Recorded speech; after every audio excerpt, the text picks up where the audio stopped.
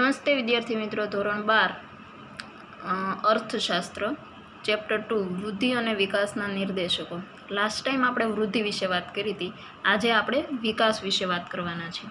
વિદ્યાર્થી મિત્રો, આર્થિક વિકાસ એટલે શું?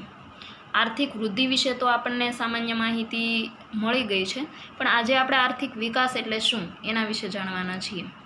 હવે વિકાસ એટલે તો આપણને ખબર છે કે કોઈ પણ વસ્તુમાં જ્યારે પરિવર્તન આવે છે અથવા તો કોઈ પણ વસ્તુમાં જ્યારે ફેરફાર આવે છે ને એ પણ સારા, એને આપણે વિકાસ કહી શકીએ છીએ.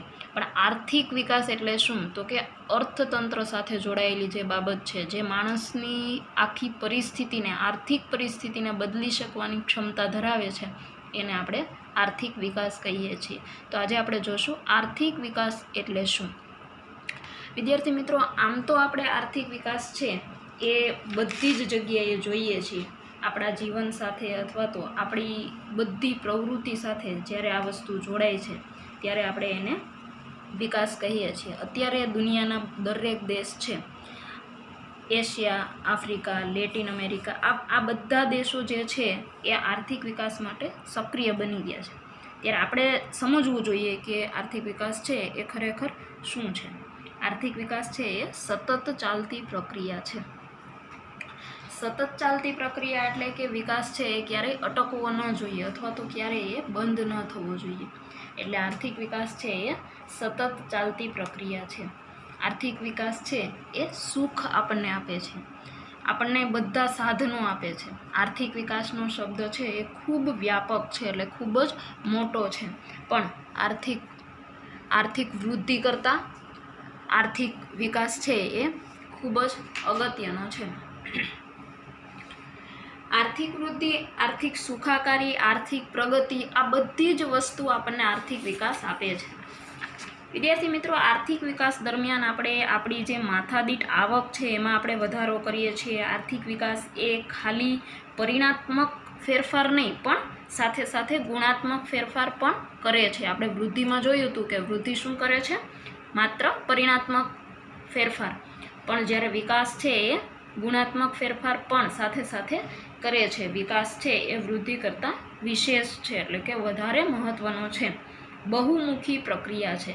આર્થિક વિકાસ છે એ બહુમુખી પ્રક્રિયા છે. એક કરતાં વધારે સારામાં સારા પાસાઓ જે છે એ આર્થિક વિકાસમાં આપણે જોઈ શકીએ છીએ. વિકાસની જે પ્રક્રિયા છે એ આખા દેશની જે અર્થતંત્રની જે પરિસ્થિતિ છે એને પરિવર્તનમાં, એટલે કે બદલાવમાં, સારા એવા ફેરફારમાં આપણને ઢાળે છે.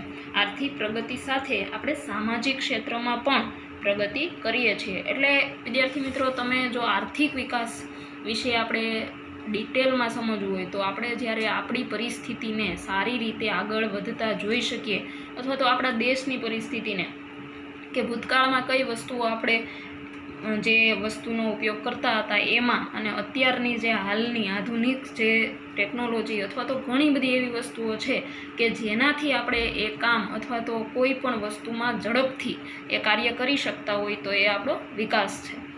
આપણો સમય અને શક્તિ બંને જે બચાવી શકે છે એ વિકાસ છે. તો રાષ્ટ્રીય આવકમાં ખેતી ક્ષેત્રમાં પણ આપણને એ ફેરફાર જોવા મળે છે, સેવા ક્ષેત્રમાં પણ ફેરફાર જોવા મળે છે અને ઉદ્યોગોમાં પણ એ ફેરફાર જોવા મળે છે. ટૂંકમાં ત્રણેય જે આપણા મહત્ત્વના ક્ષેત્રો છે એમાં ખૂબ સારી રીતે આપણે પ્રગતિ કરી શકીએ છીએ. એટલે આર્થિક વિકાસ આપણે કરીએ છીએ એવું આપણે જોઈ શકીએ છીએ. ખેતીના જે પ્રચ્છન્ન બેકારી, વિદ્યાર્થી મિત્રો, બેકારીનો જે આગળ આપણે અર્થશાસ્ત્રમાં પાઠ ભણીશું એમાં ડિટેલમાં સમજશું કે પ્રચ્છન્ન બેકારી એટલે શું. અત્યારે ટૂંકમાં માહિતી હું તમને આપું તો પ્રચ્છન્ન બેકારી એટલે છુપી બેરોજગારી.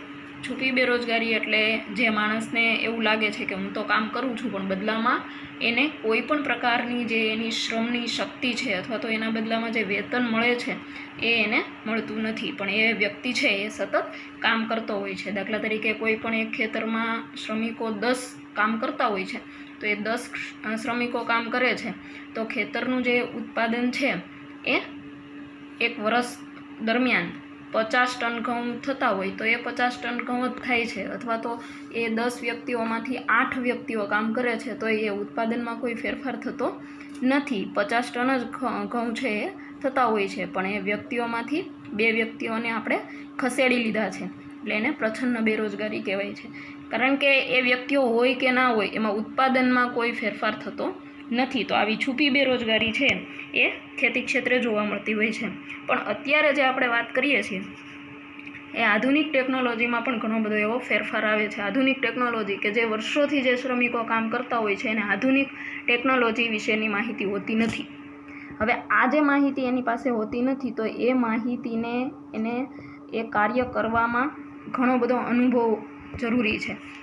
વર્ષોથી જે ટેકનિકલ સાધનોથી વંચિત હોય છે એવા શ્રમિકો આધુનિક સાધનો સાથે કાર્ય કરી શકતા નથી. તો આ જે શ્રમિકો છે એ પણ અત્યારે વિકાસમાં ઘણી બધી આર્થિક વિકાસમાં એને મદદ થાય છે. એટલે આપણો સમય અને ખર્ચ બચે છે. નવા બિયારણો જ્યારે આપણે સંશોધન કરીએ છીએ, વિકાસ એટલે એક પ્રકારનું અલગ અલગ પ્રક્રિયામાં સંશોધન જ કરવું, પરિણામે ગરીબી, બેકારી, અસમાનતા આ બધી વસ્તુઓમાં સતત ઘટાડો થવો, એવું આપણે સામાન્ય અર્થમાં કહી શકીએ. પણ વિદ્યાર્થી મિત્રો, આપણે વ્યાખ્યા એની જોઈએ, પ્રોપર મિનિંગ જો જોઈએ આર્થિક વિકાસનો, તો આપણે અહીંયા જોશું કે આર્થિક વિકાસ છે એ બહુપરિમાણીય પ્રક્રિયા છે. હવે બહુપરિમાણીય પ્રક્રિયા છે, એક વસ્તુ નહીં પણ ઘણી બધી વસ્તુઓમાં વધારો થવો. આર્થિક વિકાસ છે એ એક કરતાં પણ વધારે વસ્તુઓમાં સારો એવો ફેરફાર થવો એવી પ્રક્રિયા છે. એટલે કે સતત ચાલતી રહે છે ધીમી ગતિએ. આવું કોણ કહે છે? માઇકલ ટોડેરો. ટોડેરોની જે આ વ્યાખ્યા છે એ ખૂબ જ અગત્યની છે. દર વર્ષે આ 1 માર્કમાં પૂછાતી હોય છે અને ખૂબ સિમ્પલ વ્યાખ્યા છે. આર્થિક વિકાસ એ બહુપરિમાણીય પ્રક્રિયા છે. MCQમાં પણ વિદ્યાર્થી મિત્રો આ પ્રશ્ન આવી શકે છે કે માઇકલ ટોડેરોએ કઈ વ્યાખ્યા આપેલી છે, અથવા તો આ જે ટોડેરોની બહુપરિમાણીય પ્રક્રિયા છે એ ખૂબ જ અગત્યનો 1 માર્કમાં પ્રશ્ન પણ પૂછી શકાય છે. સિમ્પલ બહુ વ્યાખ્યા છે. ત્યાર પછી આર્થિક વિકાસ એ એવી પ્રક્રિયા છે કે જે હેઠળ ગરીબી રેખા નીચેની વસ્તીમાં વધારો ન થાય. ટૂંકમાં જો વિકાસ થાય છે તો કોઈ પણ વસ્તુ જે નેગેટિવ છે કે જે દેશના વિકાસમાં નડતરરૂપ થાય છે એવું થવું ન જોઈએ. આવકની વહેંચણી વધુ અસમાનતા ધારણ ન કરે. આવકની વહેંચણી એટલે જ્યારે વ્યક્તિની આવક છે એ ગરીબ વ્યક્તિઓ છે તો સતત એ ગરીબ બનતા જાય, ધનવાન વ્યક્તિઓ છે તો એ સતત ધનવાન બનતા જાય, તો એવું ન થવું જોઈએ. આવકની વહેંચણી છે એ અસમાન રીતે ધારણ ન થવી જોઈએ. ટૂંકમાં બધાને સમાન વેતન પણ મળવું જોઈએ. તો આવી બધી શરતોને આધીન રહીને અને દેશ જો વિકાસ કરે છે અથવા તો માથાદીઠ વાસ્તવિક આવકમાં લાંબા ગાળા સુધી, આ એક ટૂંકી પ્રક્રિયા નથી પણ લાંબા ગાળાની પ્રક્રિયા છે. એટલે એવો જો વધારો જન્માવે દેશમાં, કોઈ પણ દેશમાં આવી બધી પરિસ્થિતિ થાય કે લોકોની આવક સરખી થઈ જાય, ગરીબ લોકો જે છે એ પોતાનું જીવન ધોરણમાં સુધારો લાવી શકે, તો આ બધી જે પરિસ્થિતિમાં સતત લાંબા સમય સુધી આ વધારો આવે તો એને આપણે કહી શકીએ છીએ આર્થિક વિકાસ. એવું કોણ કહે છે? Mayor, GM mayor. ત્યાર પછી ત્રીજી વ્યાખ્યા છે વસ્તી સ્થિર હોય કે સતત વધતી હોય પરંતુ ઉત્પાદનના સાધનો, ઉત્પાદનની રીતમાં ફેરફાર જન્માવતી એવી પ્રક્રિયા છે કે જેને લીધે માથાદીઠ આવકમાં સતત વધારો થતો હોય છે. લોકોનું જીવન ધોરણ ઊંચું જતું હોય છે ત્યારે કહી શકાય કે આર્થિક વિકાસ છે એ થઈ રહ્યો છે. આવું મેકલ્પ કહે છે.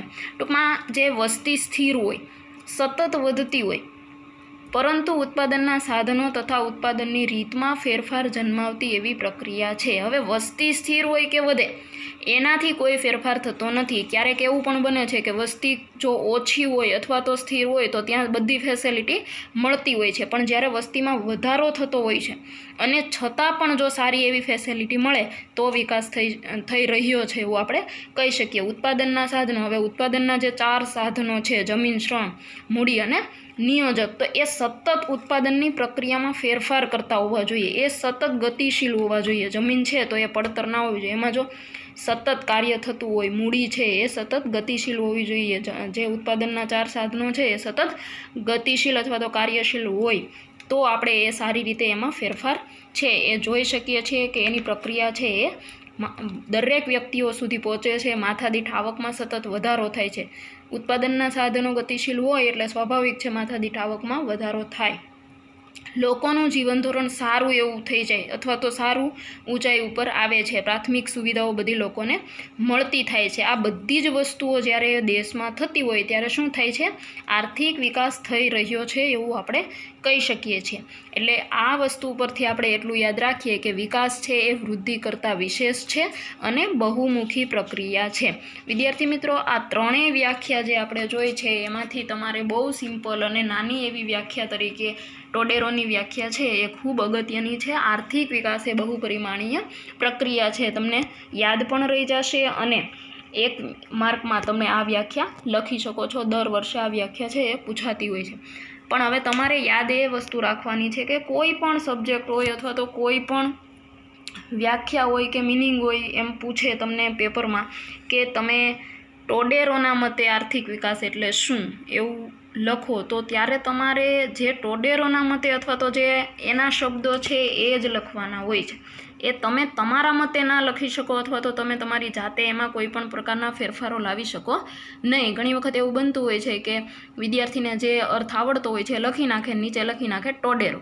તો એ વસ્તુ છે એ શક્ય નથી અથવા તો એ વસ્તુ તમારી સાચી પડતી નથી. કોઈ પણ અર્થશાસ્ત્રીનો જ્યારે મત માગવામાં આવે છે, દાખલા તરીકે કૌટિલ્યના મતે અર્થશાસ્ત્રની વ્યાખ્યા એટલે શું, દાખલા તરીકે હેબલરના મતે અર્થશાસ્ત્રની વ્યાખ્યા એટલે શું, તો આ બધા જે અર્થશાસ્ત્રીઓ છે એનો મત તમારે આપવાનો છે, તમારે પોતાનો મત આપવાનો નથી. તો એ વ્યાખ્યા છે 1 માર્કમાં તમારી ખોટી પડી શકે છે. જો તમને એવું પૂછાય કે આર્થિક વિકાસનો અર્થ લખો, તો તમે તમારી રીતે લખી શકો છો. શ્યોર, તમે તમારા વિચારો એમાં દર્શાવી શકો છો.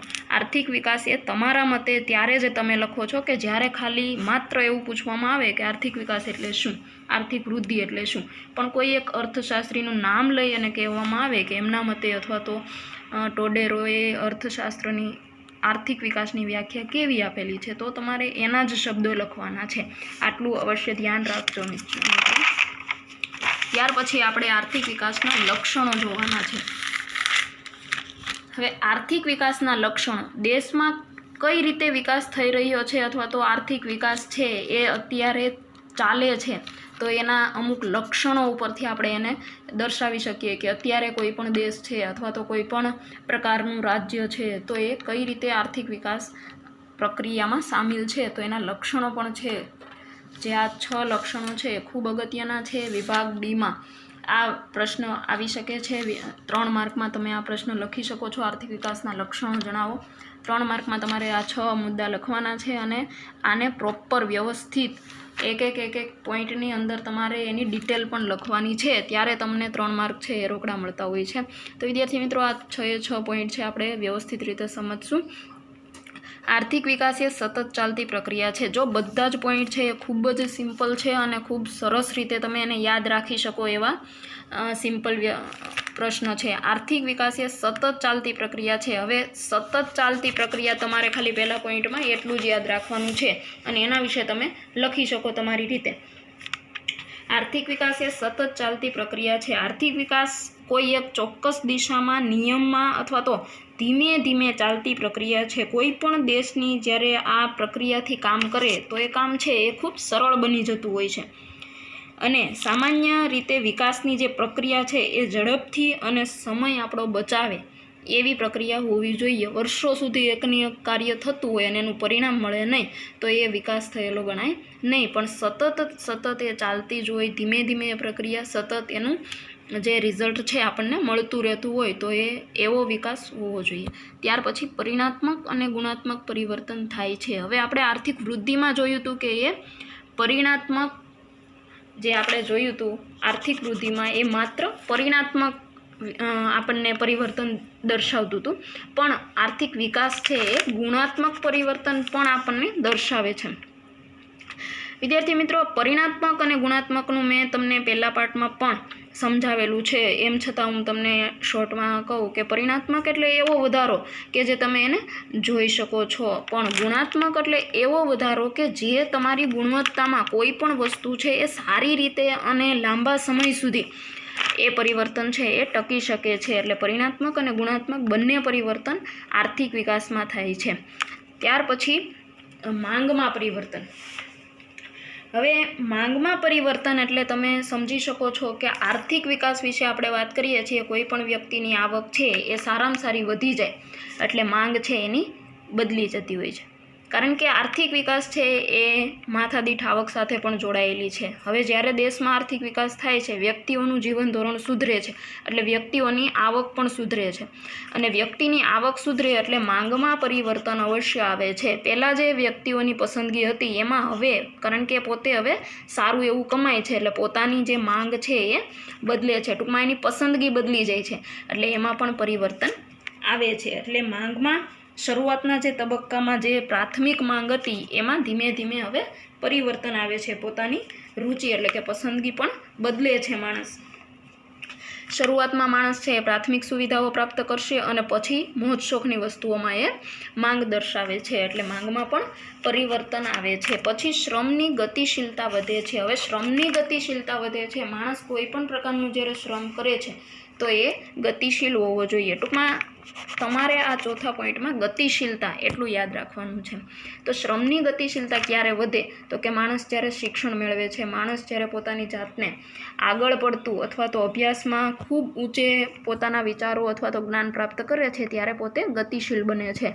જે અભણ માણસ છે અથવા તો ઓછું કમાય છે એવા માણસોનો જે શ્રમ છે એ સ્થિર હોય છે.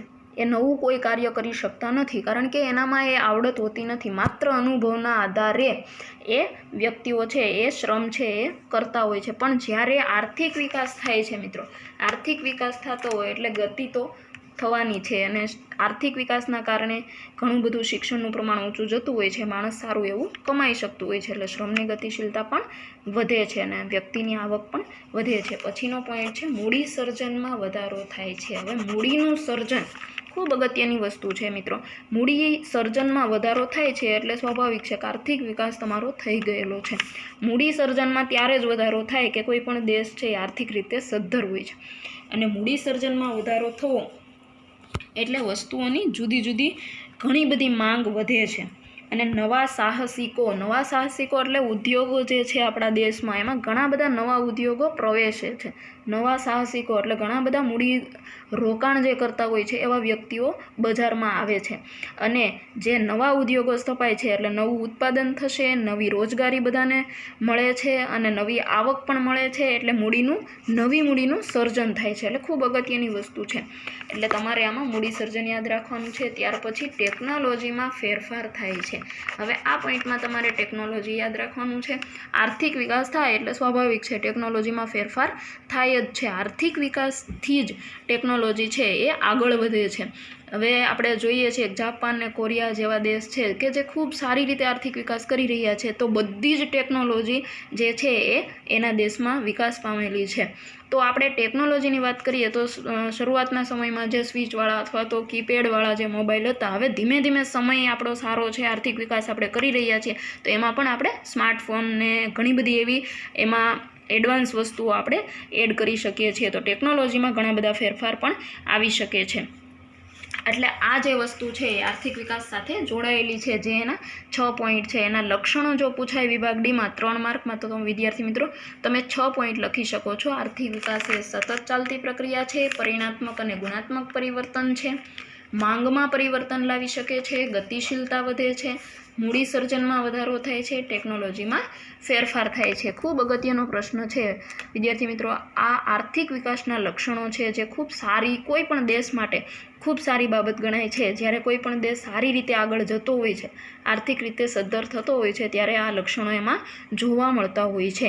એમ છતાં એના આપણે આગળ વાત કરી હતી કે જેટલા લાભ મળે છે કોઈ પણ વસ્તુમાંથી, એટલા એની સાથે ગેરલાભ પણ જોડાયેલા છે. ટૂંકમાં એના આર્થિક વિકાસની મર્યાદાઓ પણ છે, અને એને આપણે ગેરલાભ તરીકે પણ આપણે ઓળખીએ છીએ. તો આર્થિક વિકાસના લક્ષણો જોયા બાદ આપણે એમની મર્યાદા વિશે વાત કરીએ છીએ. આર્થિક વિકાસના ખ્યાલની મર્યાદા તરીકે પણ તમને પૂછાઈ શકે વિભાગ સીમાં 2 માર્કમાં. આર્થિક વિકાસની મર્યાદા જણાવો, અથવા તો મર્યાદાની જગ્યાએ શું પૂછાય, ગેરલાભ જણાવો. મેં તમને પહેલાં પણ વાત કરેલી હતી કે કોઈ પણ જગ્યાએ મર્યાદા અથવા તો ગેરલાભ પૂછાય ત્યારે તમે એમાં નેગેટિવ વસ્તુ લખી શકો છો, ત્યારે તમારે એમાં પોઝિટિવ વસ્તુ ક્યાંય આવવી જોઈએ નહીં, કારણ કે આપણે એના ગેરલાભ દર્શાવવાના છે. એટલે વિદ્યાર્થી મિત્રો આ વસ્તુ યાદ રાખજો.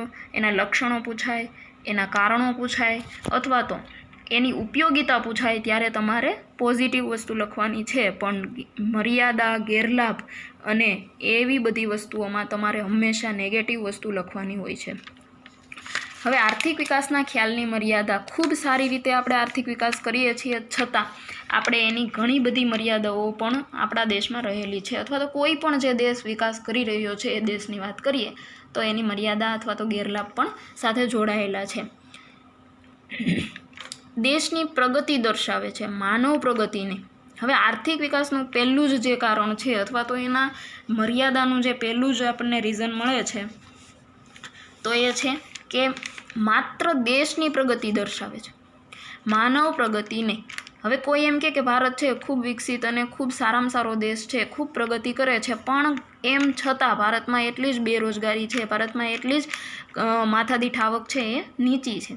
એટલે આ જે છે એ આખા ભારતનો વિકાસ થયો છે એવું કહી શકાય નહીં. દેશની પ્રગતિ દર્શાવે છે પણ કોઈ એક વ્યક્તિની પર્સનલ જીવન જે છે એ ઊંચું આવતું નથી. એટલે જીવન ધોરણ છે એ હંમેશા નીચું હોય છે, એમ છતાં દેશ પ્રગતિ તો કરે જ છે. એટલે આ બંને વસ્તુ જે છે એ એની મર્યાદા છે, કારણ કે દેશની પ્રગતિ ત્યારે જ થાય જ્યારે કોઈ એક માણસની પણ પ્રગતિ થઈ શકતી હોય. એટલે આ પોઈન્ટમાં તમારે આ વસ્તુ યાદ રાખવાની છે વિદ્યાર્થી મિત્રો, કે આર્થિક વિકાસ છે એ પ્રગતિ તો દર્શાવે છે, પણ ઘણી બધી એવી બાબત છે કે જેની આપણે આર્થિક સ્થિતિ છે એ ઘણી બધી નીચી હોય છે, અને સાચા અર્થમાં જે માનવ વિકાસની ચર્ચા છે એ પણ એ કરી શકતું નથી. જ્યારે માણસનો વિકાસ થાય ત્યારે જ દેશનો વિકાસ થાય છે. એટલે માનવ પ્રગતિનું માપદંડ છે એ અહીંયા દર્શાવતું નથી. એટલે આર્થિક વિકાસ છે એ ખાલી દેશની પ્રગતિ દર્શાવે છે, આ એની મર્યાદા છે. ત્યાર પછી આર્થિક વિકાસને માપી શકાતો નથી. હવે આર્થિક વિકાસ છે, વૃદ્ધિ આપણે જોયું હતું કે એને આપણે માપી શકીએ છીએ કે આટલા દેશમાં આટલા હજારની વસ્તીઓ છે એમાં વધારો થયો છે, અથવા તો કોઈ પણ 5000ની મકાન હતા એમાંથી હવે 6000 7000 મકાન થયા છે, તો એ વૃદ્ધિ છે એને માપી શકાય છે. પણ આર્થિક વિકાસ છે એને માપી શકાતો નથી, કારણ કે એ માપવા માટે શક્ય નથી. કોઈ પણ માણસનું જીવન ધોરણ કેટલું ઊંચું એવું છે એને તમે કઈ રીતે માપી શકો.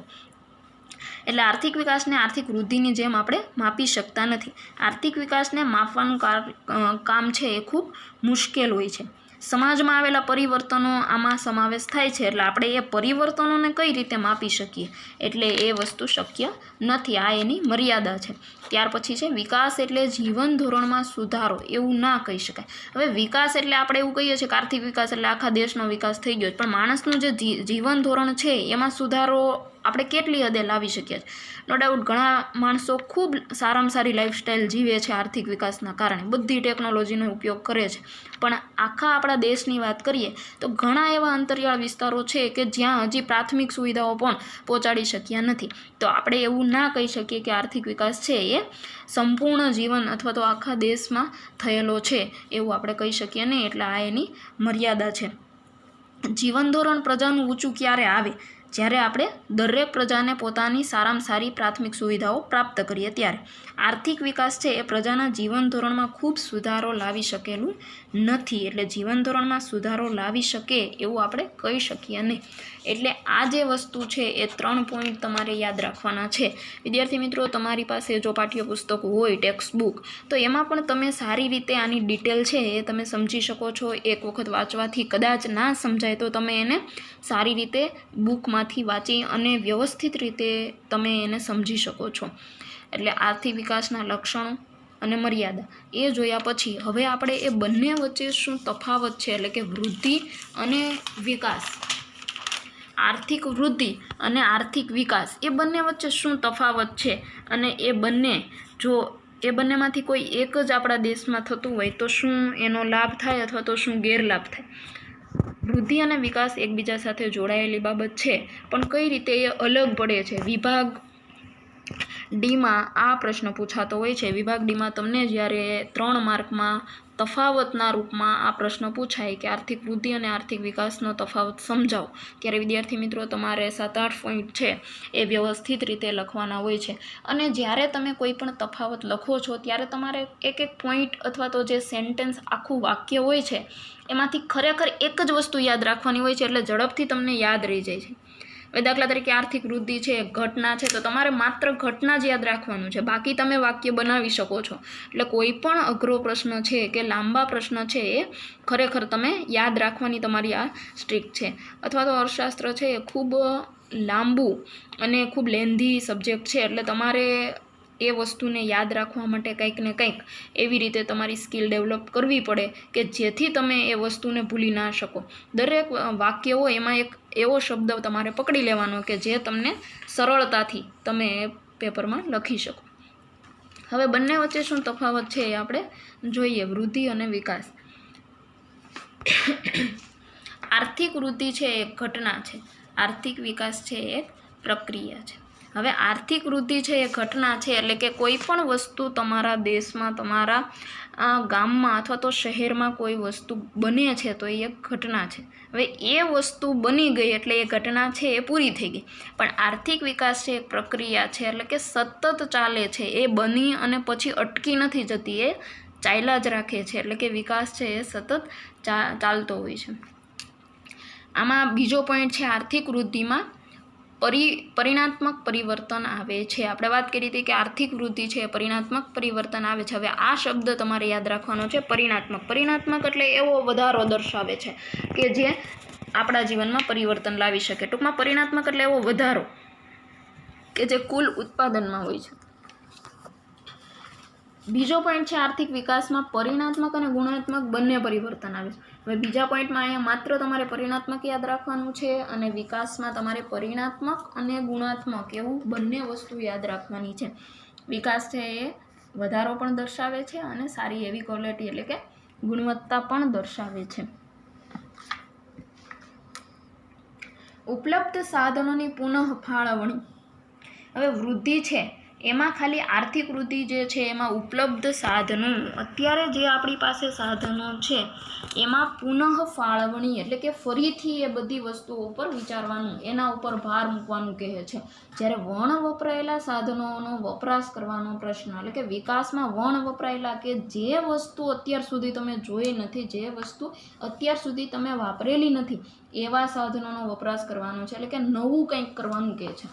હવે આર્થિક વૃદ્ધિ છે એ વિકસિત દેશની સાથે સંકળાયેલ છે. વિકસિત એટલે કે જ્યાં કોઈ પણ પ્રકારનો હવે વિકાસ કરવાનો બાકી નથી, ત્યાં વૃદ્ધિ હવે શક્ય છે, એની સાથે જોડાયેલું છે. અને આર્થિક વિકાસ એ વિકાસશીલ દેશ સાથે સંકળાયેલ છે, એટલે કે આપણા ભારત જેવા દેશમાં આર્થિક વિકાસ છે એની સાથે જોડાયેલી બાબત છે. હવે પાંચમો પોઈન્ટ છે કે આર્થિક વૃદ્ધિને માપવાનું કાર્ય સરળ છે, કે કઈ વસ્તુમાં કેટલો વધારો થયો છે એ તમે આર્થિક વૃદ્ધિમાં માપી શકો છો. જ્યારે પાંચમો પોઈન્ટ વિકાસમાં છે, ચોક્કસ રીતે માપવાનું કાર્ય છે એ ખૂબ મુશ્કેલ છે. તમે કેટલો વિકાસ કરેલો છે એ તમે માપી શકતા નથી.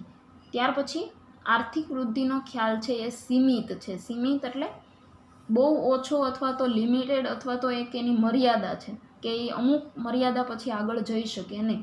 જ્યારે આર્થિક વિકાસનો ખ્યાલ છે એ વિસ્તૃત છે, ખૂબ એ લાંબા સમય સુધી ચાલે છે અથવા તો ખૂબ જ વિસ્તૃત એટલે કે વિશાળ એનું આખું સર્કલ હોય છે કે વિકાસ છે એ ક્યારેય પૂરો થતો નથી.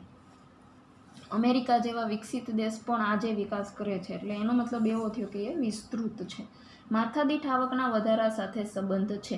માથાદીઠ આવકના વધારા સાથે એટલે કે કોઈ પણ એક વ્યક્તિની આવકની સાથે વૃદ્ધિ છે એ સંકળાયેલી છે. જ્યારે વિકાસ છે એ આવક ઉપરાંત વહેંચણી સાથે પણ સંબંધ છે. માણસની આવક તો વધે છે પણ આવકની વહેંચણી કોને કેટલા ભાગમાં આવે છે એ પણ, ગરીબ લોકો છે અથવા તો ભારતમાં વસતા દરેક વ્યક્તિઓની આવક છે સમાન થાય એની સાથે એનો સંબંધ છે. હવે વૃદ્ધિ છે એ ઝડપી પ્રક્રિયા છે. જ્યારે વૃદ્ધિ સ્ટાર્ટ થાય છે અથવા તો વૃદ્ધિ કરવાની વાત આવે છે ત્યારે એ ઝડપથી આગળ વધતી હોય છે, પણ વિકાસ છે એ શરૂઆતમાં ઝડપથી થતો હોય છે અને પછી ધીમી ધીમી ચાલતી પ્રક્રિયા છે. વિકાસ ક્યારેય બંધ થઈ ગયો છે એવું આપણે જોઈ શકીએ નહીં, એ ધીમે ધીમે ચાલતી પ્રક્રિયા છે. આર્થિક વિકાસ વિના આર્થિક વૃદ્ધિ શક્ય છે. જો કોઈ પણ દેશમાં, કોઈ પણ ગામમાં અથવા તો કોઈ પણ શહેરમાં કોઈ પણ પ્રકારનો વિકાસ નથી થયો તોય તે ત્યાં વૃદ્ધિ તો થતી જ હોય છે.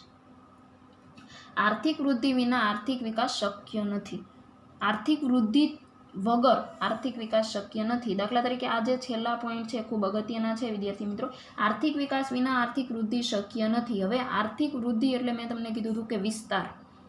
આર્થિક વિસ્તાર છે એટલે કે કોઈ પણ એક ગામમાં અથવા તો કોઈ પણ એક શહેરમાં જ્યારે લોકોની વૃદ્ધિ થાય છે અથવા તો જ્યારે લોકોના મકાનોની અથવા તો કોઈ પણ વિસ્તારની વૃદ્ધિ થાય છે તો એ તો શક્ય છે કે વિકાસ નથી, પણ એ તો જાતે વૃદ્ધિ તો થશે. લોકો 5000માંથી 6000 7000 લોકોની વૃદ્ધિ થાય જ છે, પણ વૃદ્ધિ વિના આર્થિક વિકાસ શક્ય નથી. હવે એ લોકોને સગવડતા આપવી, જો માણસો જ ના હોય તો સગવડતા કોને આપવી? એટલે વૃદ્ધિ છે એ વિસ્તાર છે અને આર્થિક વિકાસ છે એને અપાતી સગવડતાઓ છે. એટલે જ્યાં સુધી કોઈ પણ વસ્તુ જ ન હોય તો એને તમે પરિવર્તન કેમ લાવી શકો? જ્યાં સુધી તમે જૂના કોઈ વાહન છે એ જ વાહનોને જો ચલાવતા રહ્યો તો નવા વાહનમાં જે નવી ફેસિલિટી એડ થતી હોય છે એ ક્યાંથી આપણે લાવીએ? એટલે જે વિકાસ છે એ ખૂબ અગત્યની વસ્તુ છે, વૃદ્ધિ વિના એ શક્ય નથી. તો વિદ્યાર્થી મિત્રો 3 માર્કમાં વિભાગ ડીમાં આ તફાવત પૂછાતો હોય છે. વૃદ્ધિ અને વિકાસના તફાવતમાં આપણે આવું લખી શકીએ. આના ટોટલ 9 પોઈન્ટ છે, પણ તમે 9 ના લખો, પણ તમને જે ઇઝી લાગતા હોય એવા તમારે લગભગ 6-7 પોઈન્ટ તમે લખી શકો છો, જેથી કરી અને 3 માર્કમાં તમે 2-2 પોઈન્ટ લખો છો તો એ 6 એટલે કે આપણે 7 પોઈન્ટ લખીએ, જેથી આપણને પૂરા માર્ક મળી શકતા હોય છે. તો આ હતું વૃદ્ધિ અને વિકાસ. વિદ્યાર્થી મિત્રો, આપણને જે વસ્તુ વૃદ્ધિ અથવા વિકાસમાં અગત્યની બાબત આજે આપણે જે ભણ્યા છીએ એના વિશેની આપણે માહિતી મેળવીએ તો આર્થિક વિકાસ એટલે શું, એટલે એનો આપણે આપણી રીતે અર્થ જોયો છે. જ્યારે એવું પૂછવામાં આવે કે આર્થિક વિકાસ એટલે શું છે તો તમે તમારા મતે કહી શકો છો. પછી ત્યારે એનો વ્યાખ્યા અથવા તો કોઈ અર્થશાસ્ત્રીનો અર્થ પૂછવામાં આવે ત્યારે તમારે પ્રોપર મિનિંગ એનો લખવાનો હોય છે, જે અર્થશાસ્ત્રની ભાષામાં હોય છે. એટલે આપણે એવી 3 આજે વ્યાખ્યા જોઈ. એમાં ખૂબ અગત્યની વ્યાખ્યા છે આ માઇકલ ટોડેરોની. આર્થિક વિકાસ એ બહુપરિમાણીય પ્રક્રિયા છે. આ વ્યાખ્યા ઉપરથી આપણે એટલું યાદ રાખવાનું છે કે વિકાસ એ વૃદ્ધિ કરતાં વિશેષ છે અને બહુમુખી પ્રક્રિયા છે. ત્યાર પછી આજે આપણે યાદ રાખવાનું છે લક્ષણો, જે વિભાગ ડીમાં 3 માર્કમાં પૂછાતા હોય છે. 6 પોઈન્ટ છે એના, અને આ દરેક લક્ષણમાં મેં તમને જે રીતે આખા વાક્યમાંથી કઈ વસ્તુ ખૂબ અગત્યની છે એ યાદ રાખવાનું કીધું હતું. તો એવી રીતે તમે તમારી રીતે યાદ આ 6 પોઈન્ટ રાખી શકો છો, અને 6 પોઈન્ટના 3 માર્ક્સ હોય છે એટલે ખૂબ સારી રીતે તમે આ માર્ક્સ લઈ શકો છો. આ એક પોઈન્ટની અંદર તમારે આશરે 4-5 લાઈન લખવાની છે અને ખૂબ સારી રીતે આખો પ્રશ્ન તમે લખી શકો છો. ત્યાર પછી આપણે એની મર્યાદા જોઈએ, એટલે કે ગેરલાભ, આર્થિક વિકાસના ખ્યાલની મર્યાદા. એમાં પણ 3 પોઈન્ટ વ્યવસ્થિત રીતે તમે વાંચી શકો છો તમારી ટેક્સ્ટ બુકમાંથી અને વધારે આમાં એડ કરી શકો છો. ત્યાર પછી લાસ્ટમાં આપણે વિકાસ અને વૃદ્ધિનો જે તફાવત જોયેલો છે એના ખૂબ સરળ અને ખૂબ સિમ્પલ પોઈન્ટ છે કે જેને તમે 3 માર્કમાં વિભાગ ડીમાં લખી શકો છો. ખૂબ અગત્યનો છે આ વૃદ્ધિ અને વિકાસનો તફાવત. એટલે તમે અત્યારથી એ તમારી પાસે જો બુક હોય તો સારી રીતે પાઠ છે એ પહેલેથી જો વાંચી શકો તો તમે ઘણું બધું આમાં વધારે સરળતાથી સમજી શકો છો.